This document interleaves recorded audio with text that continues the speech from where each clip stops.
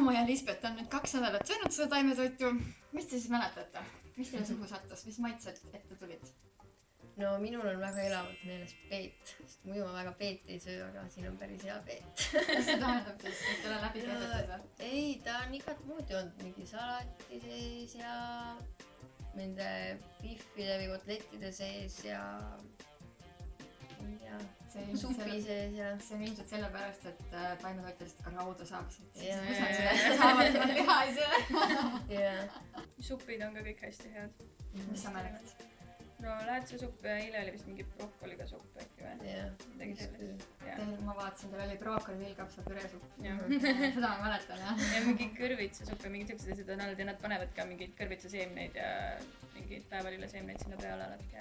Aga ma mõtlesin, et vaata neid püreesuppe tehakse tihti peale mingi lehmapiimakoorega. Nad siis ei tee? No ei tee, ma olen küsinud iga kord, et kas ikka on. Nad on mingi ei ole midagi. Kokatadid on siis hästi nagu sõbralikud selle teema suhtes. Ei tundu küll olevat mingit pahameelt. Ise söövad ka seda ja ma olen näinud küll, nad ise olid ka millelgi ma kiitsin, ütlesin, et ma ei mäleta, mis toit oli, aga see oli hullult hea. Mingi ingveriga oli vist mingi...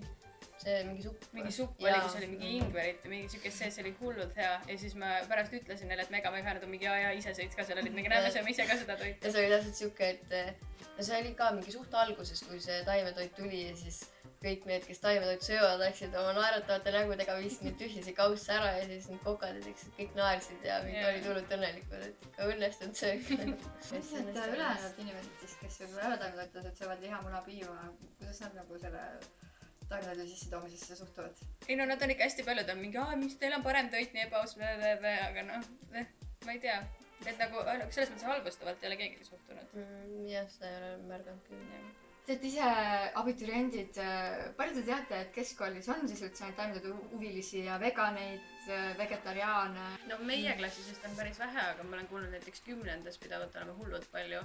Või mingi, ma ei mäleta, aga üle poole oli neid, kes alguses, kui oli see taimetoidu huvi üldse küsimus, kellel oleks huvi, siis oli neid üle poole. Ja nagu, et nooremates on rohkem. Ma tean üks mingi või 2 veganit meie koolist, kes ei võta seda taimetoitust, nad ei teadnud, kas see tasub ennast ära või ei.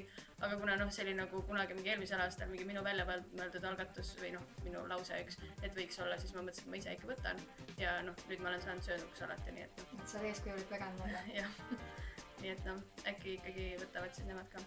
Eestis on ju väga palju seda, et arstid ütlevad, no way, et sa umbes sured maha, kui sa, ma ei tea, piima ei joo, eks ju, ja liha, oh my god. See on siuke tobe müüt, et tegelikult siuksed asjad, et te selliste asjadega välja tulete ja sellised ideid välja käite, aitab neid müüte murda. Jah, eks ta ole. Ja see on nii oluline. Ma tegelikult täitsa usun seda, et see taimetoit levib nagu mingi hetk väga ulatuslikult.